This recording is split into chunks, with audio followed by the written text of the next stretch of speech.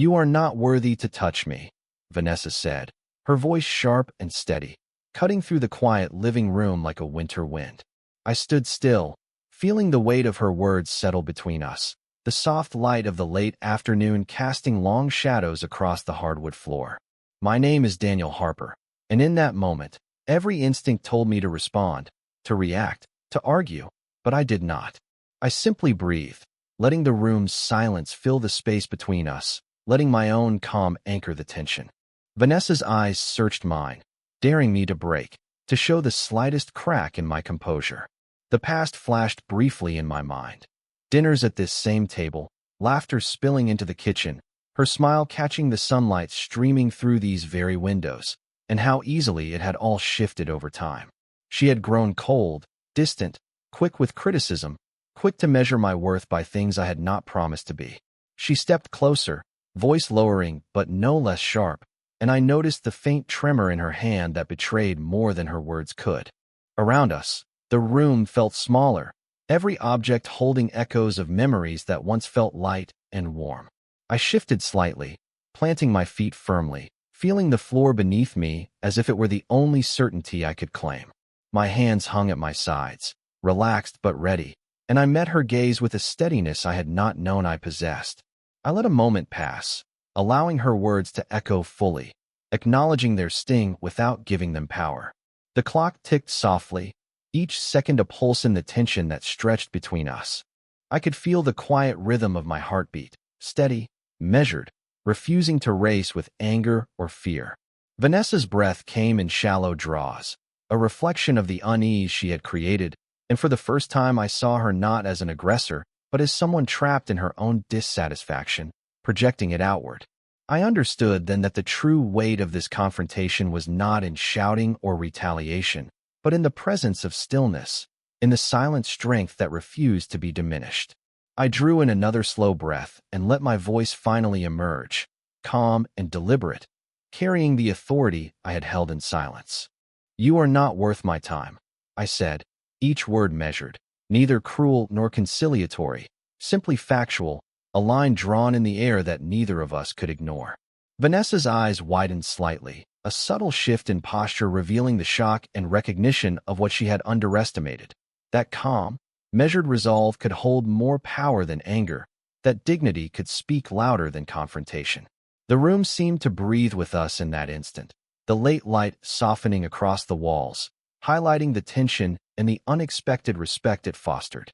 And I realized, standing there in the quiet aftermath of words exchanged and power balanced, that control and composure, once learned and practiced, could transform a single confrontation into a statement far greater than any loud declaration ever could, leaving both of us to reckon with the truths of who we were, what we demanded from ourselves, and the respect that had quietly settled back into the space we shared.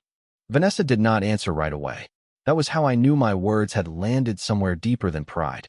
She stood near the edge of the living room rug, one hand resting against the back of the gray sofa, her face still composed, but her eyes no longer certain. For years, I had mistaken silence for weakness because that was what she wanted me to believe. If I did not argue, I had surrendered.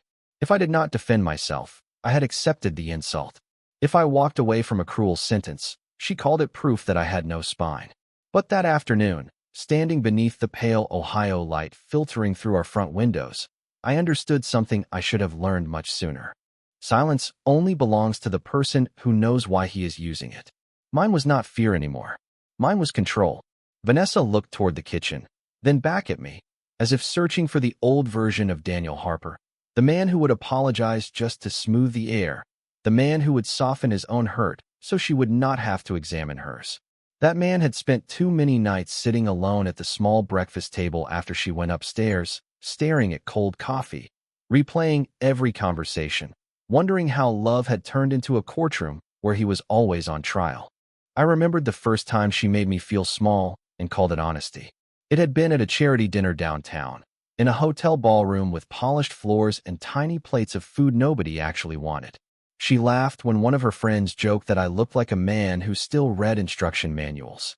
I smiled because husbands are taught to absorb small humiliations in public. Later in the car, I told her it bothered me. She said I was too sensitive, That was the first brick. Not the whole wall, just the first brick. After that, the comments came dressed as advice. My shirts were outdated. My truck was embarrassing. My job as a commercial insurance adjuster was stable but uninspiring. My jokes were too plain. My hands were too rough. My dreams were too practical. Little by little, she edited me out of the picture she wanted to hang on the wall. I kept trying to earn my way back into it. I took extra assignments. I paid down debt. I fixed the house. I planned weekend trips she canceled at the last minute. I learned the names of wines I did not care about in restaurants where the portions looked like decorations. None of it changed the way she looked at me when she thought I was not watching. That look was not disappointment. Disappointment still believes something can improve. Her look was contempt, quiet and polished, like a knife kept in a velvet case. The strange thing is, I did not stop loving her all at once. Love rarely leaves like a door slamming. It leaves like water through a crack in the foundation, slow enough that you keep telling yourself the floor is still solid. Even as she pulled away, I remembered the woman who once sat with me on the tailgate of my old Ford outside a county fair, eating funnel cake with powdered sugar on her sweater, laughing because it started raining and neither of us wanted to run. That memory had kept me forgiving things I should have faced. But memories are not marriages. A marriage has to show up in the present tense. It has to live in the way two people speak when nobody is impressed, when bills are due, when the sink leaks, when age adds lines around the eyes and life becomes more grocery lists than fireworks. Vanessa had stopped showing up, and standing in that living room, watching her struggle with the fact that I had finally stopped begging to be valued, I felt no triumph. Only clarity, the kind that arrives late, but clean. She whispered my name once, softer this time, like she was testing whether it still belonged to her. I did not move toward her. I did not move away. I simply looked at the woman I had loved, the woman who had spent years teaching me the cost of staying where respect had died, and I let the silence answer for me. The silence after she whispered my name carried me backward to the beginning, before the sharp words, before the careful distance, before love became something I kept trying to prove like a defendant on a witness stand. I met Vanessa on a Friday evening in Cincinnati, at a rooftop birthday dinner for a mutual friend. The city lights were scattered below us like coins on black glass, and she stood near the railing in a navy dress, laughing at something I never heard. I remember thinking she looked like she belonged to a faster, brighter life than mine. I was 31 then, already practical in the way men become when they learn early that bills do not care about dreams. I drove a paid-off Ford, rented a one-bedroom apartment, and kept a notebook where I tracked every dollar because stability felt like the only kind of wealth I understood. Vanessa was different. She spoke with quick confidence, moved through rooms like she had studied the exits and owned the center, and looked at me that first night as if I was more interesting than I believed myself to be. That look can change a man. It changed me. For the first few years, loving her felt easy. We bought cheap patio chairs for the tiny balcony of our first apartment and called it our summer place. We ate takeout from paper cartons on moving boxes, argued over paint samples, and fell asleep planning vacations we could not afford yet. She used to tease me for being too careful, but back then her teasing had warmth in it. She would rest her chin on my shoulder while I fixed a loose cabinet door and say she married a man who could make broken things useful again. I believed that was admiration. Maybe it was, for a while. The first house we bought outside Dayton had drafty windows, an overgrown yard, and a mortgage that made my chest tighten every month, but it was ours. I painted the kitchen soft gray because she said it reminded her of a magazine spread.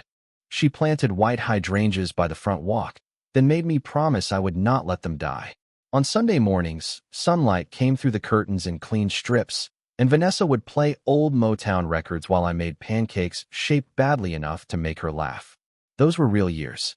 I refused to rewrite them just because they ended badly. A man loses something important when he pretends the good was never good. But somewhere between the promotions she chased and the quiet security I built, our definitions of success began to separate. She wanted rooms where people noticed her before she spoke. I wanted a home where we could breathe without checking the bank account 3 times a week. She wanted movement, shine, proof. I wanted roots. At first, those differences felt like balance. Later, they became evidence she used against me. The same steady hands she once admired became ordinary. The same careful planning she once called responsible became boring. The same life we built together became, in her eyes, a cage with my name on the lock. Looking at her in our living room years later, after the sentence that finally crossed the line, I could see all of it at once. The rooftop, the apartment, the hydrangeas, the pancakes, the slow cooling of her voice. And I understood the most painful truth of all. She had not become a stranger overnight.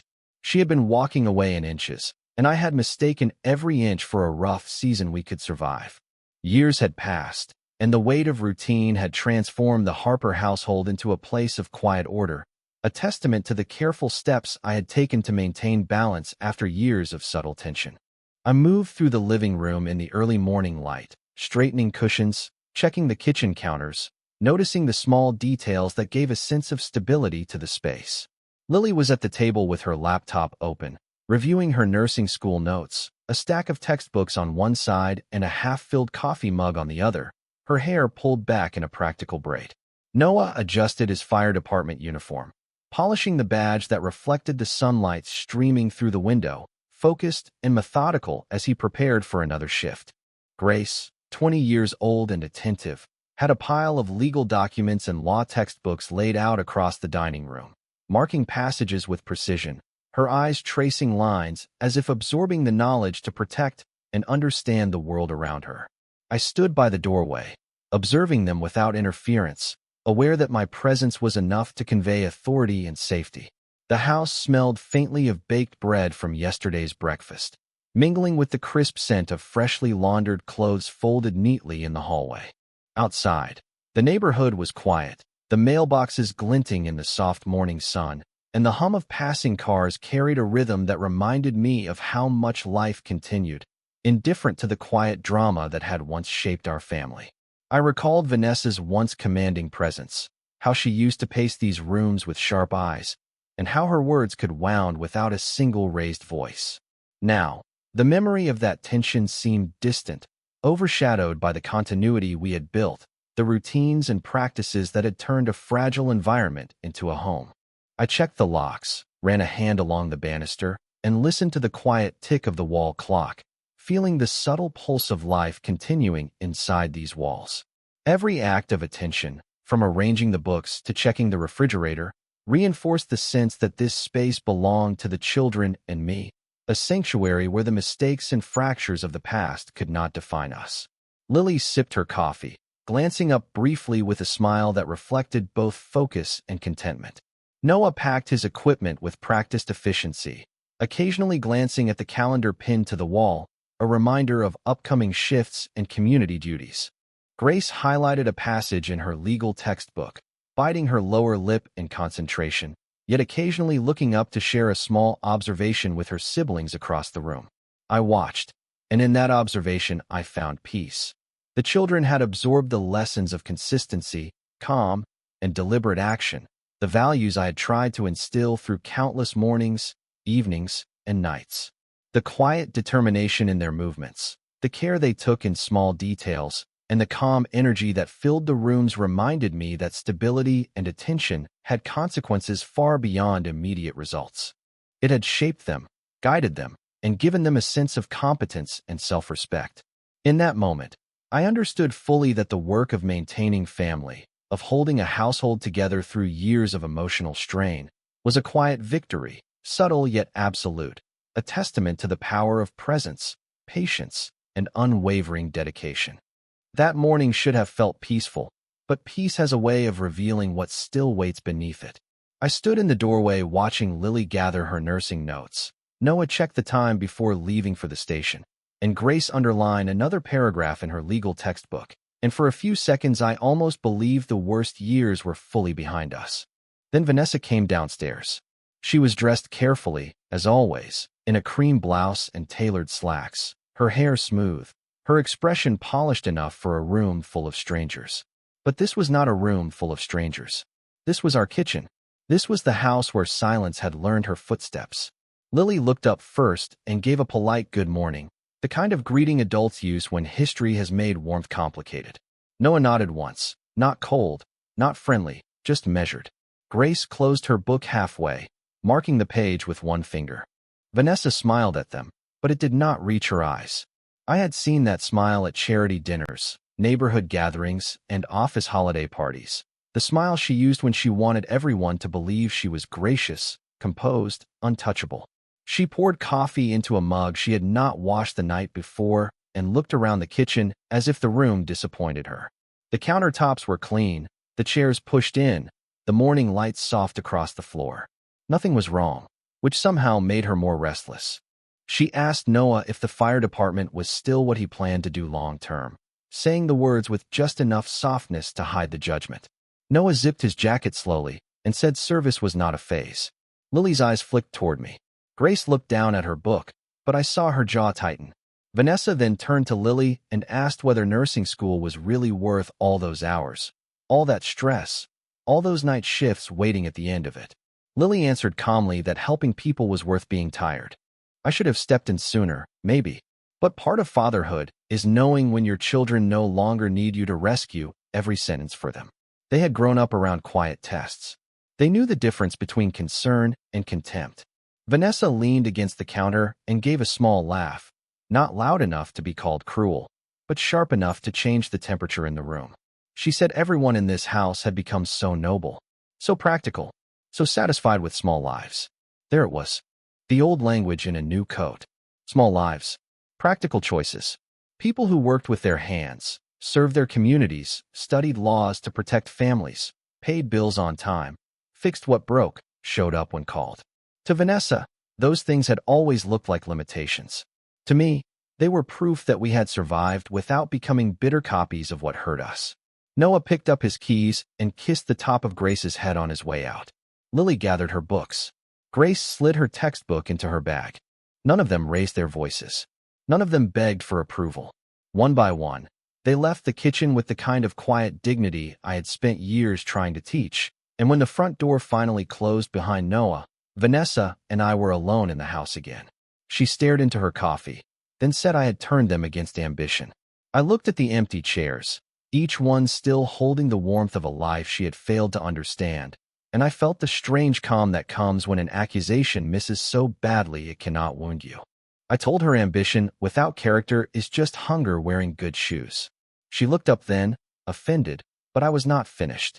I said those children had built themselves into people of purpose, and if she could not recognize strength unless it came with applause, that was not their failure. It was hers. The clock ticked above the stove. Outside, Noah's truck started in the driveway.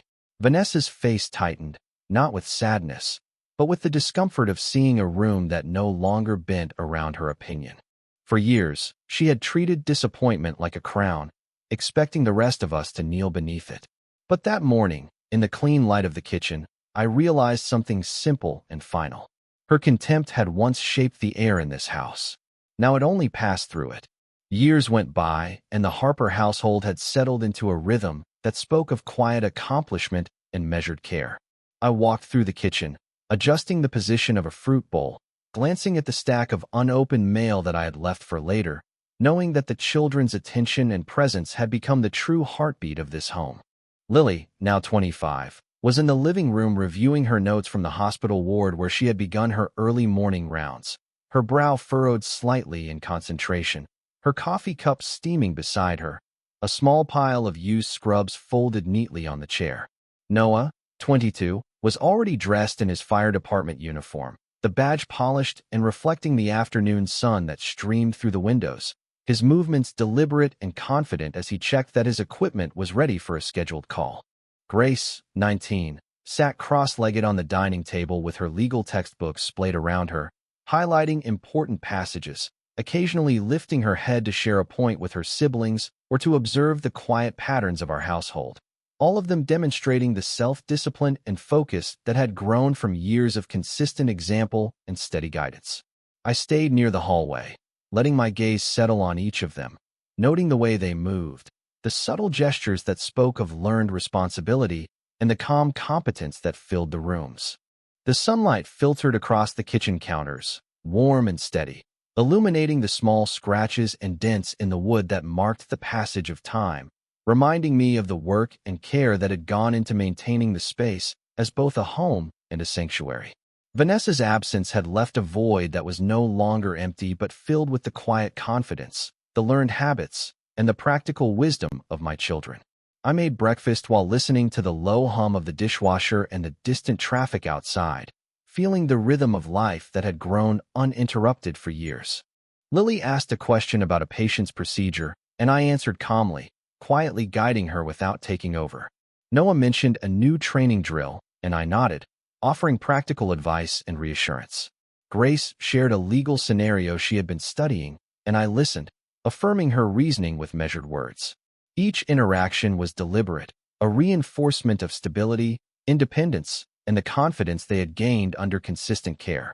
Even small gestures, straightening chairs, adjusting lighting, ensuring supplies were in order, became symbols of reliability and attention to detail that had shaped our home.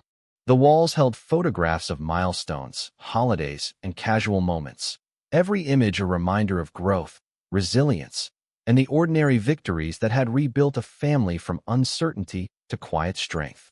I understood that the foundation we had created would endure because it was built not on perfection or dramatic declarations, but on repeated, careful acts of presence, consistency, and support that allowed each child to thrive on their own while remaining anchored to a home that was predictable, safe, and full of the lessons learned through years of patient guidance. And as the day unfolded, the natural movement of life, homework, duties, meals, conversation, continued uninterrupted, the quiet testimony of a household that had mastered the art of resilience, love, and enduring structure. The house stayed quiet after breakfast, but quiet does not always mean peace. Sometimes it means something is gathering itself in the corners, waiting for the right hour to step forward. Vanessa had gone into the sunroom with her coffee, sitting in the white chair she once insisted we buy because it made the house look more refined. I could see her through the doorway, one ankle crossed over the other, her posture straight, her face turned toward the window as if the backyard held some answer she could not find inside herself. For years, she had treated our life like a waiting room, somewhere she had been forced to sit until the real version of her future arrived. But that morning, watching Lily leave for the hospital, Noah drive toward the station, and Grace carry her books upstairs, I think she finally understood that life had not waited for her opinion. It had grown anyway. It had become full anyway. It had produced strength in people she once underestimated. I was rinsing plates when she came back into the kitchen, her footsteps measured against the tile. She did not begin with an apology. Vanessa never did. She began with a question shaped like an accusation. She asked when I had become so certain I did not need her. I turned off the faucet and dried my hands slowly, not to make her wait, but because I had learned not to answer from the wound. That was a younger man's habit. The man I had become answered from the truth.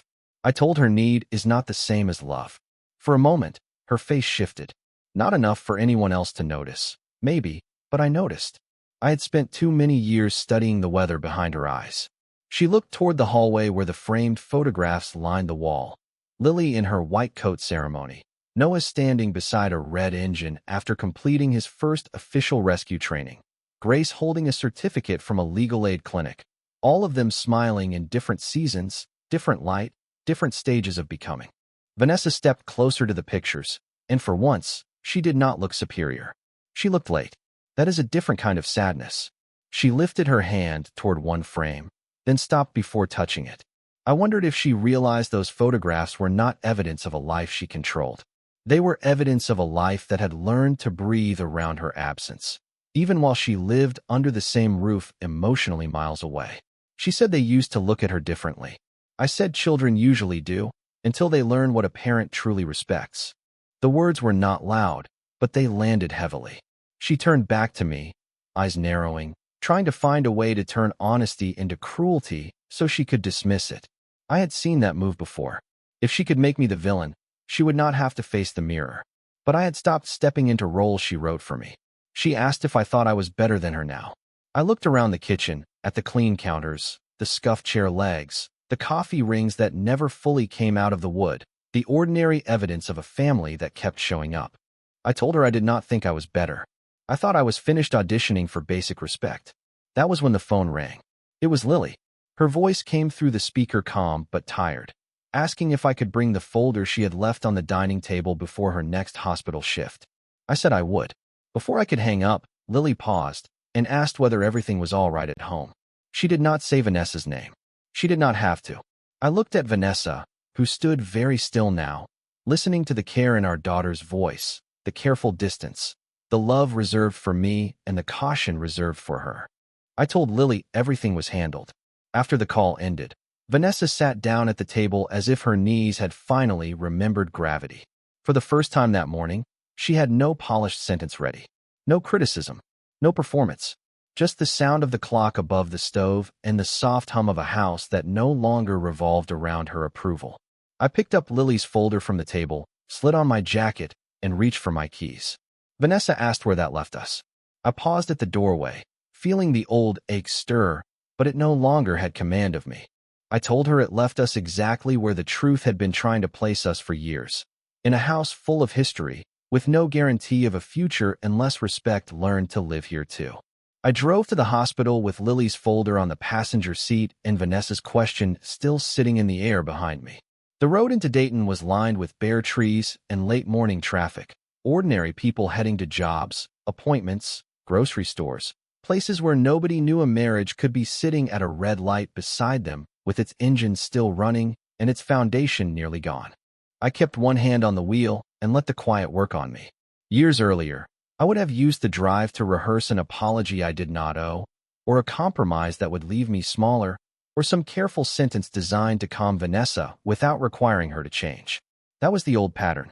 Smooth the room, lower my voice, carry the weight, pretend dignity and endurance were the same thing.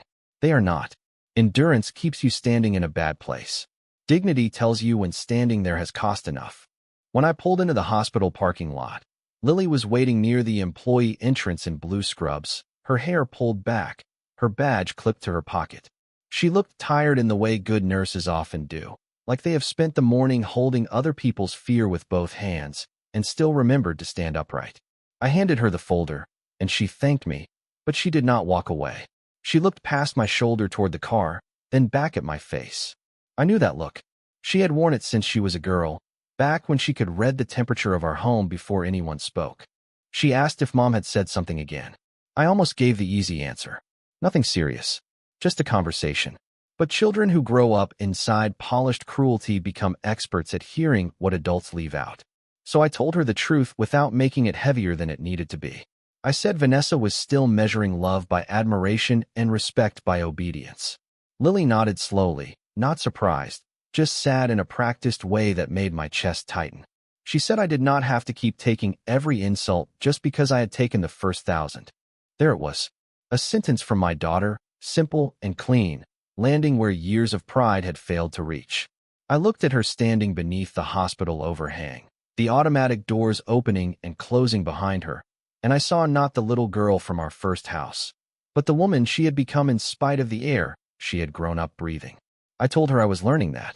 She touched my arm once, gentle but firm, then went back inside to her shift. On the drive home, the sky had turned the flat gray color that makes Ohio winters feel longer than they are. I stopped at a hardware store for furnace filters because life does not pause for personal revelations, and somehow that made the moment more real. A man can decide to change his marriage and still need to replace an air filter. He can set a boundary and still stand in aisle 9 comparing sizes. That is where most courage actually lives, not in speeches, but in ordinary tasks done by a person who has quietly become different. When I returned home, Vanessa was still at the kitchen table. Her coffee was cold. Her posture was no longer perfect. She looked up as I set the furnace filters by the pantry door, and for a moment I saw the woman from the rooftop in Cincinnati again, not young, not laughing, but frightened of being unseen. I felt compassion. I did not mistake it for permission. She asked what Lily said. I hung my jacket on the chair and told her Lily had gone back to work. Vanessa looked away, and I realized she had wanted something she had not earned, reassurance that the children still saw her the way she wanted to be seen. I sat across from her, not close enough to comfort, not far enough to punish. I told her there were 2 ways this house could continue. Either respect became the language we used, every day, even when disappointed, or we stopped pretending the word marriage still protected what we had become. She stared at me for a long time. The refrigerator hummed. A car passed outside. Somewhere upstairs, Grace's floorboards creaked as she moved across her room. Vanessa whispered that I sounded different. I said no. I sounded the way I always should have sounded. Calm, clear, finished with begging. Her eyes filled, but I did not reach across the table. Some tears asked for healing. Some asked to move the spotlight. I had spent too many years confusing the two. So I sat there, steady and quiet, and let the truth take up the space my fear used to occupy. The evening settled over the Harper home with a quiet finality, the last light slipping through the curtains as I tidied the living room one last time before sitting at the kitchen table. Vanessa had retreated to the sunroom, her posture slumped slightly, her hands resting on the armrests, not knowing how to engage or what to say, and I realized that the power of the day was no longer hers to wield. Lily had returned from her hospital shift, tired but steady, her bag dropped by the door, her scrubs neatly folded over her arm. Noah had stopped by briefly from the fire station, his expression composed, checking in and moving on with his routine, his energy calm yet purposeful. Grace had settled into her desk upstairs, immersed in legal texts, occasionally glancing out the window but fully absorbed in the work she chose. I sipped the coffee I had poured minutes earlier, letting the aroma ground me, and thought about how much had changed and how much had been rebuilt in this house over the years. The rhythm of ordinary life, the humming of the refrigerator, the occasional car passing outside, the distant laughter of children from a neighboring yard, spoke more clearly to me than any argument or confrontation ever could. Vanessa looked toward me finally, eyes uncertain, and asked softly if everything was as it should be. I told her yes, not to mock or shame, but to state a fact. This household had learned its own strength, its own boundaries, its own language of respect. She said nothing further, just looked at the framed photographs along the hallway. The milestones, the graduations, the small celebrations, and for the first time she seemed to recognize that these memories were not hers to manipulate or control. I wondered if she understood that the children's loyalty was built through years of consistency, patience, and the quiet demonstrations of care that she had long underestimated. I thought about the way their independence had grown, how they each moved with confidence and clarity, and realized that respect and love are often measured not in grand gestures, but in everyday choices repeated without drama or fanfare. As the sun dipped fully behind the trees, casting long shadows across the hardwood, I felt a strange peace in the knowledge that the house had finally settled into its own truth. Vanessa remained seated, contemplative, and I did not feel compelled to fill the silence with my own voice. I thought of the viewers who would witness this story. How would they feel watching a family navigate tension, maintain dignity, and assert boundaries without shouting, without spectacle, without betrayal gaining the upper hand? Would they reflect on their own definitions of respect, patience, and quiet strength? And as I considered that, I wanted to offer them a space to follow more journeys like this, to witness the resilience, the challenges, and the subtle victories that shape families and individuals alike. If this story has stirred any thought, any reflection, any understanding, I invite those watching to subscribe, to stay connected, and to continue exploring these tales of endurance, insight, and human complexity, so that the lessons of calm courage, steady care, and intentional action can be shared and carried forward, enriching the way we view relationships, family, and the quiet power of presence in every home.